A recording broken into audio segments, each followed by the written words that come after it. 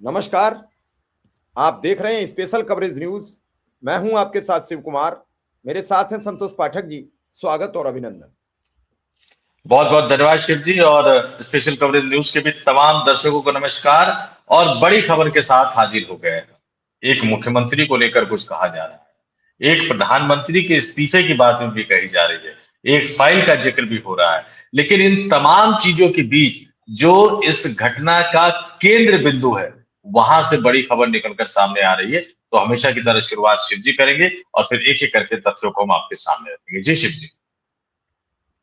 आज एकाएक बिहार के एक मंत्री ऐलान कर देते हैं कि प्रधानमंत्री बनेंगे नीतीश कुमार।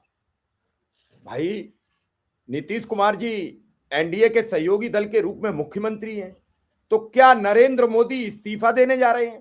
पहला सवाल। और दूसरा सवाल यह है कि जब तक मोदी हटेंगे नहीं तो नीतीश प्रधानमंत्री बनेंगे कैसे? ये दोनों सवाल एक दूसरे से ही जुड़े हुए हैं, कॉन्फ्लिक्ट है बिल्कुल एक दूसरे से। लेकिन नीतीश के मंत्री जमा खान बोल रहे हैं, उन्होंने बाकायदा अपने भाषण में कह दिया, स्पीच में कह दिया, और मीडिया इस पर डिबेट नहीं कर रही थी। हाँ, सिद्धारमैया को लेकर अगर डीके शिव कुमार का यह बयान होता कि मुख्यमंत्री हम बनेंगे, तो संतोष जी आज यही डिबेट का मुद्दा होता। अब कोई नहीं बोलेगा, कोई सवाल। किसकी हिम्मत है जो सवाल कर दे कि प्रधानमंत्री नरेंद्र मोदी की जगह लेने जा रहे हैं नीतीश? किसकी हिम्मत है? कौन हिमाकत करेगा? लेकिन इसी सवाल की जब थोड़ी सी गर्मी बढ़ी तो लखनऊ और बेंगलुरु में उनके खिलाफ एफआईआर दर्ज कराने के लिए प्रार्थना पत्र दे दिए गए। सपा नेता ने कराया है, जो कल उनका एक वीडियो मुस्लिम डॉक्टर को लेकर जो आया था, और उस पर जो योगी के मंत्री ने तो इतना शर्मनाक हरकत की है कि उस पर जिक्र करना भी व्यर्थ है, बात करना भी बेमानी साबित होगा। उन दोनों के खिलाफ लखनऊ में और बेंगलुरु में एक वकील ने प्रार्थना पत्र दे दिया है। हालांकि आज यह ऐलान कर दिया गया है कि अब नीतीश की किसी भी प्रोग्राम में उनके इर्द गिर्द कोई कैमरा लेकर नहीं जाएगा, कोई फोन लेकर नहीं जाएगा, कोई भी व्यक्ति बाहरी कैमरामैन वहां नहीं होगा। अब यह ऐलान कितना सच है, अभी तो इसकी बातचीत सोशल मीडिया पर हो रही है। संतोष जी, क्या है पूरा मामला? क्या अब नीतीश पीएम बनने के लायक रहे या बनेंगे? देखिए शिव जी, नीतीश अब पीएम बनने के लायक रहेंगे या नहीं रहेंगे, है या नहीं। सवाल तो ये भी लोग पूछ रहे हैं कि भाई नीतीश कुमार क्या चीफ मिनिस्टर बनने रहने के लायक है या नहीं। लेकिन इन तमाम सवालों का जवाब सिर्फ एक ही है। जनता ने ईवीएम के जरिए जनता का जो भी फैसला निकला, उस फैसले में जिसको भी बहुमत मिला वो सरकार बनाएंगे। वो नीतीश कुमार मुख्यमंत्री के तौर पर है, नरेंद्र मोदी प्रधानमंत्री के तौर पर बने हुए हैं। लेकिन अब सवाल ये उठता है कि नरेंद्र मोदी जिन जनता दल यूनाइटेड के समर्थन के बल पर प्रधानमंत्री बने हुए हैं, उन्हीं जनता दल यूनाइटेड के नेता नीतीश सरकार के कैबिनेट में एक मंत्री जो नीतीश के करीबी है, जो एक जमाने में बसपा से चुनाव जीते थे, एक बड़े अल्पसंख्यक चेहरे के तौर पर नीतीश कुमार उन्हें अपनी पार्टी में ले गए, मंत्री बनाया पिछली बार और इस बार भी मंत्री बनाया। तो एक बड़ा अल्पसंख्यक चेहरा, ये जानते हुए भी कि भैया एनडीए गठबंधन के नेता तो नरेंद्र मोदी है, और अब नरेंद्र मोदी को आपको लगता है बीजेपी के प्रधानमंत्री के तौर पर प्रधानमंत्री बने हुए? नहीं, वो 2014 अलग था, 2019 अलग था, 2024 में वो एनडीए के नेता के तौर पर प्रधानमंत्री हैं। और ये सांसदों के सिग्नेचर से नहीं, वो नीतीश कुमार और चंद्रबाबू नायडू के हस्ताक्षर से प्रधानमंत्री है। ध्यान रखिएगा इस बात को, क्या फर्क आया था। और उसी नीतीश कुमार के, उन्हीं नीतीश कुमार के करीबी मंत्री अगर कहते हैं कि पूरा देश नीतीश कुमार को प्रधानमंत्री के रूप में देखना चाहता है, तो इसका मतलब है कि जनता दल यूनाइटेड अपनी दावेदारी जता रहा है, बता रहा है बीजेपी के नेतृत्व को। और नेतृत्व का मतलब आप समझ लीजिए कि नेतृत्व तो कोई और ही अब किसी और के ही हाथ में है। और राष्ट्रीय स्वयंसेवक संघ को कह रहे इतने साल किसी को देख लिया, थोड़ा बहुत मुझे भी दे दो कि नाम के आगे पूर्व प्रधानमंत्री का टैग लग जाए। लेकिन वो दाना भी डाल रहे हैं। दाना किसके आगे डाल रहे हैं? अब देखिए कि भैया सहयोगी दलों के समर्थन में सरकार टिकी है, और उस सहयोगी दल में कौन है? टीडीपी क्षेत्रीय दल, जिनकी पूरी की पूरी राजनीतिक लड़ाई आंध्र प्रदेश तक सीमित है। जनता दल यूनाइटेड क्षेत्रीय दल, मोटे तौर पर जिनकी लड़ाई बिहार तक सीमित है। क्षेत्रीय दलों की सबसे बड़ी ताकत क्या होती है? कि राज्य में आप मजबूत रहे। आपने मनरेगा बदल दिया, लोगों ने चलाया महात्मा गांधी का अपमान। महात्मा गांधी का अपमान तो आप मान सम्मान अपमान वो तो बिल्कुल अलग रख दीजिए, क्योंकि इस देश में नहीं दुनिया में किसी की इतनी हैसियत नहीं है कि महात्मा गांधी का अपमान कर सके। शिव जी, जी नहीं है किसी की भी इतनी हैसियत। असली खेला तो ये था कि भारत सरकार के पास पैसा नहीं है। असली खेला उसका नहीं था सिर्फ।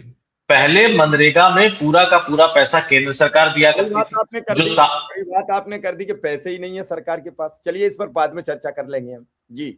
हाँ, तो पहले पूरा मनरेगा का जो भी काम होता था 100% केंद्र सरकार देती थी, राज्य सरकार का चवन्नी भी खर्च नहीं होता था। लेकिन जो सामान आए जाते थे उसमें भी 75% के लगभग 70 या 75% के लगभग जो है वो केंद्र सरकार देती थी। राज्य सरकार को बहुत कम जो था वो इस पर खर्चा करना होता था। मैं पूरे तौर पर आपको बता देता हूँ कि पहले कितना खर्चा था और अब कितना खर्चा है और कितना ज्यादा आपको करना पड़ेगा। पहले जो है सामान में 75% की हिस्सेदारी केंद्र सरकार की हुआ करती थी, अब उसमें भी राज्यों को ज्यादा देना पड़ेगा। अब राज्यों को ज्यादा देना पड़ेगा तो आंध्र प्रदेश ने सवाल उठा दिया कि भैया हमारे पास हालत कहाँ है। ऐसा लॉलीपॉप बांटने वाला अभियान शुरू हो गया और बिहार में तो 10,000 दे के ऑलरेडी वो दिवाली के कगार पे पहुंचा चुके हैं बिहार के खजाने को। पश्चिम बंगाल की हालत ये है कि जितना उनको कर्ज का ब्याज देने के लिए लोन लेना पड़ता है, ज्यादातर राज्य सरकारों की यही हालत है। केंद्र सरकार ने भी इतना ज्यादा कर्ज बढ़ा दिया है। तो अब सीधे सीधे उन्होंने कह दिया भैया ये क्या लेके आ रहे हो। अब चंद्रबाबू नायडू के वित्त मंत्री तो सवाल उठा देते हैं। नीतीश जी बोलते नहीं है, वो अंदर ही अंदर, वो लालू यादव ने कहा था कि 32 दांत है, तो अंदर ही अंदर वो मैसेज देते रहते हैं। तो उन्होंने एक मैसेज देने की कोशिश कर दी कि ज्यादा उड़ो मत, मेरे पास दूसरी तरफ से भी ऑफर है। और आप ये मान के चल लीजिए कि अगर कोई व्यक्ति जो एनडीए गठबंधन में शामिल है, उस राजनीतिक दल का नेता मुख्यमंत्री का करीबी अगर कहता है तो प्रधानमंत्री कैसे बनेंगे। जाहिर सी बात है कि अल्टरनेटिव सरकार बनेगी। अल्टरनेटिव सरकार कैसे बनेगी, जब आप विपक्षी गठबंधन के साथ जाएंगे। तो वो संदेशा देने की कोशिश की। अब जैसे ही जनता दल यूनाइटेड ने वो संदेशा देने की कोशिश की, बेंगलुरु में एक वकील पहुंच गए, एफआईआर दर्ज करो नीतीश कुमार के खिलाफ। उत्तर प्रदेश में भी एक शिकायत थाने में पहुंच गई, एफआईआर दर्ज करो नीतीश कुमार के खिलाफ। अब चलिए उत्तर प्रदेश में मान लेता हूं कि उत्तर प्रदेश में आप कह सकते हैं कि भैया उत्तर प्रदेश में मैं दर्शकों को जरा बता भी देता हूं कि समाजवादी पार्टी के नेता हैं और इस तरह से है, क्योंकि समाजवादी पार्टी की महिला नेत्री ने लखनऊ के कैसरबाग पुलिस थाने में बिहार के सीएम के साथ यूपी की योगी सरकार में जो मंत्री है संजय निषाद के खिलाफ धारा 354 के अंतर्गत कार्रवाई करने का आग्रह करते हुए एफआईआर दर्ज करने की मांग की है। अब थाने में थोड़ा सा इंतजार किया जा रहा है, लेकिन उन्होंने अपनी सारी बात बता दी कि किस तरह से जो वायरल वीडियो हो रहा है, हिजाब खींचते हुए नजर आ रहे हैं, संवैधानिक रूप से शीर्ष पद पर बैठे, राज्य के शीर्ष पद पर बैठे व्यक्ति को इस तरह का व्यवहार क्या करना चाहिए कि नहीं करना चाहिए। वहीं बेंगलुरु में भी ये जो मामला है, वहां के वकील ओवैस हुसैन एस ने भी मुख्यमंत्री नीतीश कुमार के खिलाफ आधिकारिक शिकायत दर्ज कराई है, ये कहते हुए कि यह घटना सामान्य नहीं है, इसलिए सीएम के खिलाफ तुरंत एफआईआर दर्ज होनी चाहिए। और अब जरा देख लीजिए कि जेडीयू की पार्टी के नेता नीतीश सरकार के मंत्री उनको प्रधानमंत्री बनाने की वकालत करते हैं और यहाँ उत्तर प्रदेश और बेंगलुरु में शिकायत पहुंच जाती है। अब उसको आप समाजवादी पार्टी से जोड़ सकते हैं या बेंगलुरु में कांग्रेस पार्टी की सरकार है, लेकिन मामला कैसे हाइप हो रहा है, वो खबर आई, चारों तरफ आ गई, खबर फैल गई और उस खबर के जरिए क्या नीतीश कुमार पर दबाव बनाने की कोशिश की जा रही है। अपने दर्शकों से कहूंगा कि कमेंट करके जरूर बताइए। हाँ, एक चीज और, जो मीडिया वाली बात कही आपने वो मैंने पता किया वहां पर, उसको थोड़ा सा मैं स्पष्ट कर देता हूं। इससे पहले जो वीडियो ये वायरल हुआ था ना हिजाब वाला शिवजी, ये किसी पत्रकार ने नहीं वायरल किया था। भैया मुख्यमंत्री बीट कवर करने वाले पत्रकार कहां से वायरल कर सकते हैं शिव जी। चाहे अखबार हो चाहे चैनल हो, विज्ञापन तो राज्य सरकार से चाहिए ना, 4-4 पेज का विज्ञापन अखबारों को मिलता है, तो वो कैसे वायरल कर सकते हैं। वो बिहार का सूचना एवं जनसंपर्क विभाग जो जेडीयू के पास ही है, वो लाइव कर रहा था, लाइव में वो पूरा चला गया, लाइव में आप काट नहीं सकते। तो अब उनके सूचना विभाग के कर्मचारी और अधिकारी जो खासतौर से मुख्यमंत्री के प्रोग्राम का लाइव करते हैं, उन्हें एक डांट लगाते हुए अलर्ट रहने को कहा गया है। अब मुझे समझ में नहीं आता कि वो पहले अलर्ट नहीं थे तो कार्रवाई क्यों नहीं की गई, या पहले किसी ने मना कर रखा था कि अलर्ट मत हो, इस तरह की चीजें हो तो जाने देना ताकि पब्लिक में मैसेज जाए। क्योंकि राज्य में भी भारतीय जनता पार्टी उन पर लगातार दबाव बना रही है कि आप अब जो है अपनी विरासत किसी और को सौंप दीजिए। अभी अमित शाह ने तो बाकायदा मीटिंग कर ली थी संजय झा को और राजीव रंजन सिंह और लल्लन सिंह को बुलाकर, और एक बड़े ही वरिष्ठ अधिकारी को बुलाकर, नीतीश कुमार के वरिष्ठ अधिकारी को बुलाकर। तो ये तमाम चीजें एक दूसरे से गुत्थम गुत्था है। बिहार में दबाव डाला जा रहा है कि कुर्सी वो छोड़ दे, वो इस फंड के बहाने या फंड की कमी के बहाने केंद्र सरकार पर दबाव डाल रहे हैं कि भैया या तो फंड हमें रिलीज दे दो, इस तरह के बेतुके कानून में संशोधन लेके ना हो, नहीं तो हमारा मन कभी भी बदल सकता है, हमारा मन कभी भी बदलाव की तरफ जा सकता है और हम पलट सकते हैं, उसमें हमें कोई बात नहीं है। लेकिन तीसरी तरफ से कह दिए कि अच्छा पलटोगे क्या, आओ जरा बताते हैं। तो दो जगह शिकायतें चली गई। अब कर्नाटक में क्या होगा मैं नहीं कह सकता, लेकिन उत्तर प्रदेश में तो पूरे के पूरे उत्तर प्रदेश के मुख्यमंत्री के हाथ में चला गया। अगर वहां से सिग्नल चला गया पुलिस वालों को कि एफआईआर दर्ज कर लो, तो एफआईआर दर्ज कर लेंगे। हालांकि वो भी एक अजीब तरह की विडंबना की शुरुआत हो जाएगी, क्योंकि एक देश के मुख्यमंत्री, माफ कीजिएगा, एक राज्य के मुख्यमंत्री के खिलाफ अगर दूसरे राज्य में मामला दर्ज होने लगे तो फिर ये लड़ाई इतने आगे तक बढ़ जाएगी कि कहीं थमेगी नहीं। फिर तो हर मुख्यमंत्री यही करता हुआ नजर आएगा। लेकिन इस बीच में एक फाइल की भी बड़ी चर्चा है, बहुत चर्चा है उस फाइल की। बताया जा रहा है कई सौ जीबी की फाइल है, कई अस्सी हजार हजार लोगों की फोटो फोटो है। 80,000 फोटो बताए जा रहे हैं। हाँ, कई हजार लोगों की फोटो है। और 17, आज 17 दिसंबर है, 19 दिसंबर को ये रिलीज होना है। मतलब आप समझ लीजिए कि 48 घंटे में नहीं कह सकते, 35-36 घंटे का वक्त बाकी। एक और चीज भी कही जा रही है, इन तमाम दर्शकों से मैं कहूंगा कि आप इनको कनेक्ट करके देखते रहिए कि प्रधानमंत्री अब रिटायर होने वाले हैं क्या, प्रधानमंत्री अब इस्तीफा देने वाले हैं। क्यों? क्योंकि अमित शाह ने बड़ी ही शातिर तरीके से योगी को उनकी शर्तों में उलझाकर कुर्मी नेता के नाम पर प्रदेश अध्यक्ष दे दिया वहां पर, और आरएसएस को उनकी शर्तों में उलझाकर नितिन नवीन के नाम पर एक नया चेहरा दे दिया। और लोग ये कह रहे हैं कि अब नितिन नवीन के कंधे पर बंदूक डालकर लोगों को विदा किया जाएगा, क्योंकि भैया जब 45 वर्ष का राष्ट्रीय अध्यक्ष बन गया तो 65 वर्ष का पदाधिकारी तो नहीं रह सकता ना शिव जी। तो जाहिर सी बात है कि बीजेपी के संगठन में पहले बदलाव होगा, 60 से नीचे वाले आएंगे, 55 से नीचे वाले आएंगे। फिर जहां जहां राज्यों में 60 से ऊपर वाले हैं उनको भी कहा जाएगा कि भैया अब तो नई पीढ़ी आ गई, छोड़ दो। अब प्रधानमंत्री तो 75 पार कर चुके हैं, तो डिस्टिंक्शन ले चुके हैं, तो वहां भी कई तरह की चीजें आएंगी। तो ये तमाम चीजें एक दूसरे से उलझी हुई है, लेकिन इसके सेंटर पॉइंट दो ही व्यक्ति हैं आज की डेट में शिव जी। पहला तो बिहार के मुख्यमंत्री नीतीश कुमार, क्योंकि जिस दिन उन्होंने ये तय कर लिया कि बिल्ली के गले में घंटी बांधनी है, चंद्रबाबू नायडू भी उनके पीछे पीछे चल देंगे। और दूसरा जो सेंटर पॉइंट है वो उत्तर प्रदेश के मुख्यमंत्री योगी आदित्यनाथ है, क्योंकि उन पर भी बहुत कुछ डिपेंड करता है, क्योंकि समझौता तो उन्होंने नंबर 1 से कर रखा है, लेकिन विदाई की कहानी तो नंबर 2 ने लिखी है। इस कहानी को समझिए कि समझौता तो नंबर 1 के साथ हुआ है कि तुम मुझे मत हराना, मैं तुम्हें नहीं हटाऊंगा, लेकिन विदाई की पूरी कहानी तो नंबर 2 लिख रहे हैं। यूपी में अपना आदमी, बिहार में अपना आदमी, दिल्ली में अपना आदमी, यत्र तत्र सर्वत्र अपना आदमी, और अपने उन आदमियों के जरिए अब निपटाने की, दबाव बनाने की रणनीति बनाई जाएगी। कहां तो यहां तक जा रहा है शिव जी कि उत्तर प्रदेश ने भाजपा अध्यक्ष ने मंत्रिमंडल विस्तार और फेरबदल को लेकर जो कवायद चल रही थी उसको थोड़ा सा स्लो करने को कहा है। और क्यों कहा है कि संसद का सत्र चल रहा है, मैं बड़े नेताओं से मुलाकात नहीं कर पा रहा हूं, प्रधानमंत्री विदेश में है, तो फिर उन बड़े नेताओं से मुलाकात करूंगा, प्रधानमंत्री जी से भी करूंगा, आज उन्होंने अमित शाह से की, अमित शाह से आगे मुलाकात करके बातचीत करूंगा, नए कार्यकारी अध्यक्ष बने हैं उनसे बातचीत करूंगा, और फिर हम लोग आपस में बैठकर तय करेंगे मंत्रिमंडल फेरबदल और मंत्रिमंडल विस्तार की रूपरेखा क्या होगी। योगी आदित्यनाथ को इस तरह से, इस तरह के पैटर्न में काम करने की कभी आदत रही नहीं। अब क्या आदत उनको रही हो, प्रदेश अध्यक्ष से बात करनी पड़ेगी। आदत रही हो न रही हो, अब तो आदत डालनी पड़ेगी। इस समय एक तरीके का रायता फैला हुआ है। अब जमा खान कह रहे हैं कि नीतीश प्रधानमंत्री बनेंगे, अब बनेंगे तो अभी बनेंगे, वरना फिर तो समय नहीं है। और प्रधानमंत्री नरेंद्र मोदी विदेश गए हुए हैं, उसी समय प्रधानमंत्री के पद की चर्चा। इधर पूरे सदन में सरकार बैकफुट पर है, विपक्ष जो चाह रहा है वो हो रहा है, सदन में नहीं चाह रहा है नहीं होने दे रहा है। जाते जाते कार्यकारी अध्यक्ष देकर निकल गए कि कोई लोग सवाल न करें। कहीं ऐसा तो नहीं है कि उनके मन का नहीं हुआ हो तो गुस्सा में चले गए हो।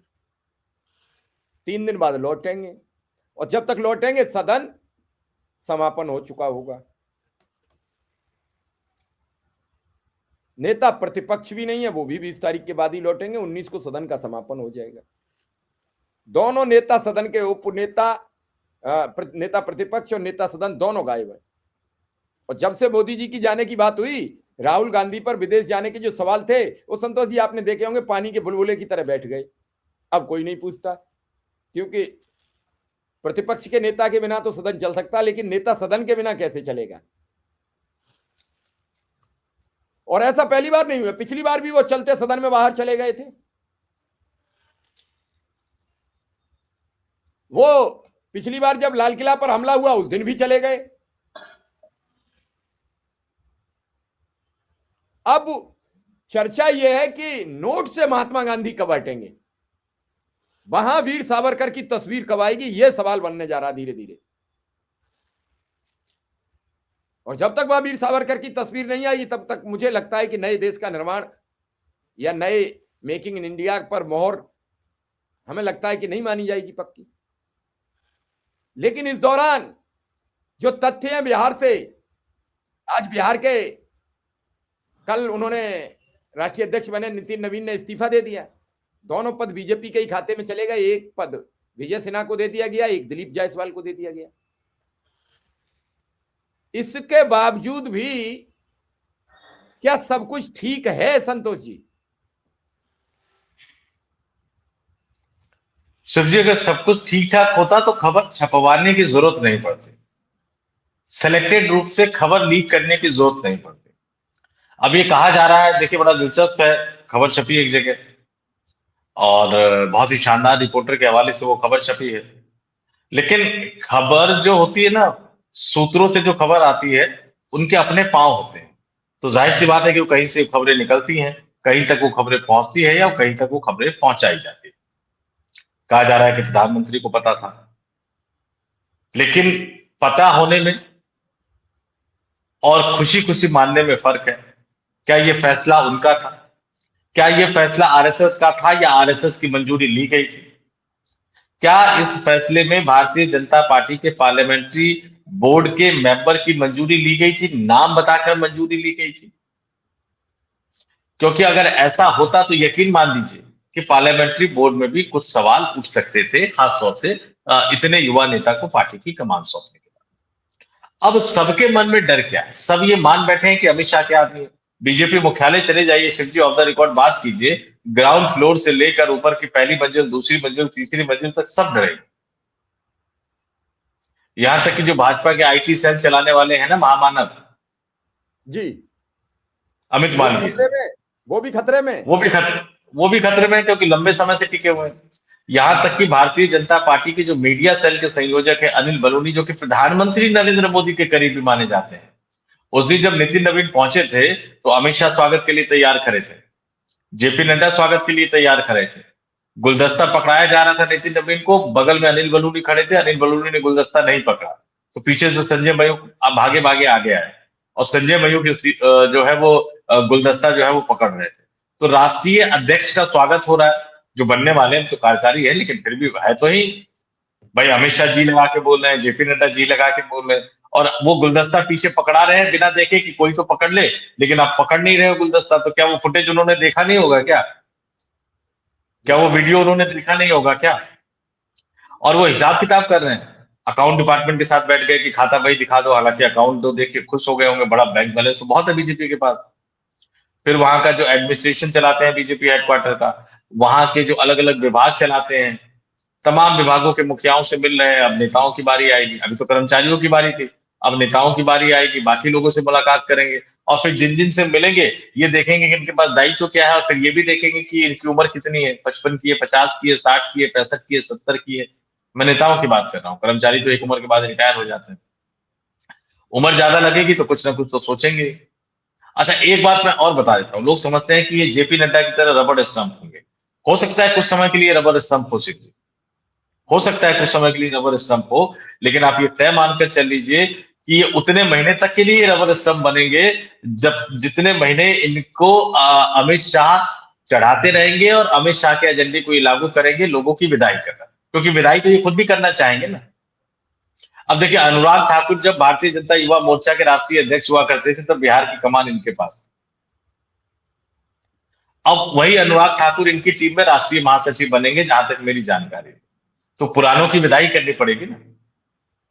और इससे बेहतर क्या होगा कि अमित शाह के नाम पर विदाई हो जाए, क्योंकि अभी आप जिसकी भी विदाई करोगे अगले 6 महीने साल भर, अब बड़े आराम से कोई मिलने जाएगा तो कहोगे कि देखिए शाह जी का आदेश है, मैं क्या करूं। लेकिन उसके बाद जब ये अपने पत्ते खेलेंगे, जब ये अपने तौर तरीकों से खेलेंगे, तो बड़े बेरहम अंदाज में खेलेंगे। नितिन गडकरी ने जो छटनी शुरू की थी, तो थोड़े बहुत सम्मान के साथ छटनी शुरू की थी।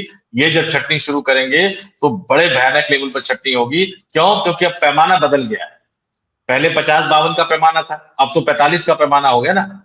75 के ऊपर वाले नहीं चलेंगे, 70 के ऊपर वाले नहीं चलेंगे, 65 के ऊपर वाले नहीं चलेंगे, 60 के ऊपर वाले नहीं चलेंगे, और 55 के ऊपर वाले भी थोड़े बहुत चल जाएंगे, लेकिन ज्यादातर की विदाई होगी। तो बीजेपी में डर का एक अलग ही आलम है, क्योंकि सबको पता है कि जो छटनी शुरू होगी वो इतने बड़े पैमाने पे छटनी शुरू होगी कि उसकी जद में उस छटनी से बचने वाले गिने चुने लोग होंगे। छटनी वाले बहुत सारे लोग होंगे इस बार। जिनको हटाया जाएगा वो 2-4 लालकृष्ण आडवाणी या मुरली मनोहर जोशी जैसे 2-4 नाम नहीं होंगे। इस बार तो जो बचे होंगे उन नामों को आप उंगलियों पे गिन सकते हैं। और इसलिए भाजपा मुख्यालय में कई राज्यों के जो मंत्रिमंडल जो विभाग है वहां पर, कई राज्यों के संगठन में एक अजीब सी खलबली मची हुई है, क्योंकि सबको ये पता है कि जो शांति है ये तूफान से पहले की शांति है। और इस बीच में नीतीश कुमार के खिलाफ ये एफआईआर करवाने की कोशिश, और 48 घंटे बाद जो फाइलें आने वाली, धमाका होने वाला है। इसमें बहुत बड़ा धमाका होने वाला है इस देश की राजनीति में। ये खबरें कल से लगातार चल रही हैं, तो क्या है ये आखिर खबर? देखिए शिव जी, ये मैं कतई नहीं कह रहा कि इसमें भारत के प्रधानमंत्री का नाम होगा कि नहीं होगा। मैं ये कतई नहीं कह रहा कि इसमें केंद्र सरकार के मंत्रियों का नाम होगा कि नहीं होगा। लेकिन इसमें कुछ ना कुछ तो होगा शिव जी। भाई इतने हजार नेताओं की फाइलें हैं, इतने हजार नेताओं की फाइलें हैं, उसमें हमारे नेताओं की फाइलें भी होंगी। किसकी होगी नहीं कह सकता। सिर्फ सत्ता पक्ष की होगी क्या, या विपक्ष की भी कुछ फाइलें होंगी, या कुछ बड़े नेताओं की फाइलें होंगी जो रिटायर हो चुके हैं, या कुछ बड़े अधिकारियों की फाइलें होंगी, या कुछ ऐसे जो पहले अधिकारी थे और बाद में नेता बन गए हैं, अधिकारी कम नेता, उनकी फाइलें होंगी। लेकिन जो कुछ भी होगा शिव जी, इसमें जो बवाल होगा उस बवाल को थाम पाना संभव नहीं होगा। और ये बवाल भारत की राजनीति में भी होगा। गोदी मीडिया इसको भले ही छुपा ले। अच्छा, एक बात बहुत दर्शकों को पता नहीं है, लोग चाहेंगे तो सर्च कर ले कि सहगल साहब की विदाई के पीछे भी क्या ये था। मैं नहीं जानता कि ये था या नहीं था। लेकिन जब सहगल साहब प्रसार भारती के चेयरमैन हुआ करते थे, तो बाकायदा दूरदर्शन और ऑल इंडिया रेडियो की स्टोरी छपी हुई है शिव जी, एब्सटेंट फाइल में जी। और वो स्टोरी अभी तक हटाई नहीं गई है। अभी ऐसा तक कैसे हो सकता है? ऐसा कैसे हो सकता है? तो ये चीजें जो है वो बता रहा है कि सब कुछ ठीक ठाक तो नहीं चल रहा। हर व्यक्ति दूसरे को निपटाने की मुहिम में लगा हुआ है। और अगर इस फाइल से कुछ निकलकर सामने आएगा तो फिर समझिए कि निपटाने की वो मुहिम जो है वो पूरी तरह से जोर शोर से शुरू हो जाएगी। और फिर बदलाव की जो प्रक्रिया है वो रुकेगी। और एक बात, क्रिकेट में कहा जाता है ना कि आपको उस उम्र में रिटायर हो जाना चाहिए जब आप लोग आपसे पूछे कि भैया इतनी जल्दी क्या थी रिटायरमेंट लेने की। क्योंकि अगर आप इंतजार करते रह जाते हैं और आप लगातार चिपके रह जाते हैं तो फिर लोगों को ये पूछना पड़ता है कि भैया आप कब रिटायर हो। संतोष जी, बड़ी गंभीर बात आपने कह दी। एक तो कह दी कि नीतीश का क्या होगा, प्रधानमंत्री नीतीश। अभी जो अमेंडमेंट बिल और ये सब आ रहे हैं, इसमें नीतीश का क्या रोल है? नीतीश और नायडू क्या अपनाएंगे, क्या रुख रहेगा उनका? फिर लगातार पेश हो रहे हैं। आज रेडिएशन पर आ गया, कल बीमा पर था, उससे पहले मनरेगा पर था। 3 महत्वपूर्ण बिल। आनंद फानन में बीजेपी ने अपने सांसदों को व्हिप जारी कर दी कि 19 तक कोई सांसद सदन से बाहर नहीं जाएगा, लेकिन व्हिप तोड़ के प्रधानमंत्री जी चले गए। कांग्रेस ने कहा कोई सांसद बाहर नहीं जाएगा, व्हिप तोड़कर नेता प्रतिपक्ष चले गए। कौन जवाब देगा? अच्छा, उसमें एक चीज मान लीजिए कि बॉस पे नियम लागू नहीं होते हैं। तो बीजेपी में व्हिप की एक लंबी श्रृंखला रही है, प्रधानमंत्री पर वो लागू नहीं होता। लेकिन उसका एक टेक्निकल टर्म, चूंकि मैंने पार्लियामेंट को कवर किया है, पार्टी को कवर किया है, तो मैं बता देता हूं। अगर आप उनके चीफ व्हिप से सवाल पूछेंगे ना कि भाई व्हिप जारी कर रखा था क्यों नहीं रोका, तो कहेंगे नहीं नहीं मुझे लिखित में सूचना देकर गए हैं प्रधानमंत्री। तो ये एक उसमें लूप होल होता है कि लिखित में अगर चीफ व्हिप को कोई सूचना दे दे कि भैया आपने व्हिप तो जारी किया है, लेकिन ये जरूरत है, तो मैं इतने से इतने दिन तक आपके व्हिप का पालन नहीं कर पाऊंगा। अब किसकी हिम्मत है कि प्रधानमंत्री से कहे कि लिख के दे दो, लेकिन सवाल पूछेंगे तो जवाब यही मिलेगा आपको। और ये जवाब पार्लियामेंट्री डेमोक्रेसी के हिसाब से ठीक है कि चीफ विप, जिसने विप जारी किया है, वो चाहे तो इजाजत दे सकता है कि ठीक है आप अब्सटेन ले लें। लेकिन ठीक है, ये पार्लियामेंट्री डेमोक्रेसी का सवाल है। अब यहाँ पर आपने पूछा कि देखिए, चाहे वो मुस्लिम वाला बिल आया था ना, वक्फ बोर्ड वाला, ये कहा गया कि अल्पसंख्यक वोटों में फर्क पड़ेगा, ये पड़ेगा वो पड़ेगा। देखिए, उन सब चीजों से फर्क नहीं पड़ता, लेकिन पैसे पे फर्क पड़ेगा तो चोट लगती है ना सिर्फ। मनरेगा वाला जो बिल है वो पैसे पे चोट करने वाला बिल। देखिए, मनरेगा रोजगार देना ग्रामीण क्षेत्रों में ये समय की मांग है। इसी कानून के बल पर मनमोहन सिंह 2009 के लोकसभा चुनाव में कांग्रेस पार्टी को 142 से सीधे 206 पर पहुंचा दिए थे। राज्य सरकार इसके जरिए गांव में अपने जो लोकल कैडर होते हैं उनको सेटिस्फाइड करने की कोशिश करती है। 100 दिन का रोजगार देती थी। जो पहले कानून था उसमें 100% पैसा जो था वो भारत सरकार का था। अब क्या है कि अब सिर्फ 60% भारत सरकार देगी, 40% आपको देना पड़ेगा। पहले जो सामान लगते थे उसमें, मान लीजिए कि कुआं खोदना है तो उसमें जो कुल्हाड़ी की जरूरत पड़ेगी या बाकी सारे सामान की जरूरत पड़ेगी, तो उसमें भी तकरीबन तकरीबन जो है वो 75% जो खर्च है वो केंद्र सरकार करती थी उन सामानों का। लेकिन अब जो है वो भी, उसका भी ज्यादा हिस्सा जो है वो राज्य सरकारों को खर्च करना पड़ेगा। तो भैया पैसा जाएगा, पैसा राज्य सरकारों के पास है नहीं, तो राज्य सरकार करेगी क्या? इस कानून में ये कह दिया गया कि 100 नहीं, हम 125 दिन का रोजगार देंगे, लेकिन पैसा कहाँ है 125 दिन का रोजगार देने के लिए? तो राज्य सरकार धीरे धीरे उसमें मजबूरी में कटौती करेगी, क्योंकि राज्य सरकार के पास पैसा देने के लिए है। इनसे उनकी राजनीतिक संभावनाएं गड़बड़ हो जाएगी। गांव देहात में उनके खिलाफ माहौल बनना शुरू होगा। और चंद्रबाबू नायडू हो या नीतीश कुमार हो, वो सब इसी चीज से डरे हुए। और डरे भी क्यों ना भैया, 10-10 हजार रुपए देके तो बड़ी मुश्किल से नीतीश कुमार चुनाव जीते हैं। अब उनसे कह रहे हो कि नहीं हमारे पास पैसा नहीं है, मनरेगा चलाना है गांव में, अगर अपने कैडर को आपको चलाना है तो आप अपनी जेब से पैसा खर्च करो। अपनी जेब में है कहां पैसा चंद्रबाबू नायडू के पास या नीतीश कुमार के पास? तो तो भैया पैसे वाला जहां मामला आ गया, पैसे वाला जहां मामला आ गया, फंड वाला जहां मामला आ गया, वहां इन दोनों राजनीतिक दलों को विरोध करना पड़ेगा। ये कानून जो है वो स्टैंडिंग कमेटी में जा सकता है। स्टैंडिंग कमेटी 2-3 महीने चर्चा करेगी और हो सकता है कि अगले सत्र में आए, तो ये लड़ाई बजट सत्र तक चलेगी। लेकिन इन दोनों का प्रेशर है। चंद्रबाबू नायडू थोड़ा सा खुलकर कभी कभी बोल देते हैं, नीतीश कुमार खुलकर कुछ नहीं बोलते, लेकिन पर्दे के पीछे खेल वो पूरा खेलते हुए नजर आते हैं। तो ये पर्दे के पीछे खेल खेल कर चलेगा कब तक? जब तक कि सामने वाले या दूसरे पक्ष में बैठे हुए लोगों को समझ में ना आ जाए कि भैया पानी सर के ऊपर से गुजर गया है, वैकल्पिक सरकार की संभावनाएं तलाशो। और मेरा ये हमेशा मानना है कि राहुल गांधी जिस दिन वैकल्पिक सरकार की संभावनाएं तलाशने लग जाएंगे, जिस दिन राहुल गांधी या सोनिया गांधी में से किसी ने भी चंद्रबाबू नायडू को फोन मिलाकर ऑफर दे दिया, जिस दिन इन दोनों में से किसी भी नेता ने नीतीश कुमार को फोन मिलाकर ऑफर दे दिया, जिस दिन इन दोनों में से किसी भी नेता ने सीधे अजीत पवार से बात कर ली, जिस दिन भी इन दोनों में से किसी नेता ने सीधे एकनाथ शिंदे से बात कर ली, तो समझ लीजिए उसी दिन खेला हो जाएगा। लेकिन उसके लिए पहल तो सोनिया गांधी और राहुल गांधी को, और उसमें भी खासतौर से राहुल गांधी को पहल करनी पड़ेगी कि क्या वो इस देश में वैकल्पिक राजनीति को लेकर आगे बढ़ने को तैयार है या नहीं। नहीं, जब सरकार बन रही थी तब भी उन्हें विकल्प खुले थे, लेकिन उन्होंने पहल नहीं की थी। नीतीश ने कम से कम सरकार बनने के कई घंटों इंतजार किया। जब उनके पास कोई फोन नहीं पहुंचा था तभी उन्होंने समर्थन पत्र पर दस्तखत किए थे, लेकिन उन्होंने फोन नहीं किया। तो राहुल अपने हिसाब से राजनीति करते हैं और अन्य लोगों की अपनी राजनीति करने का चस्का है। तो चलिए संतोष जी, बड़ी अच्छी आपने बातें बताई हैं दर्शकों को। फिलहाल इस खबर को यहीं विराम देंगे। आपका आभार, धन्यवाद और नमस्कार। बहुत बहुत आभार, धन्यवाद।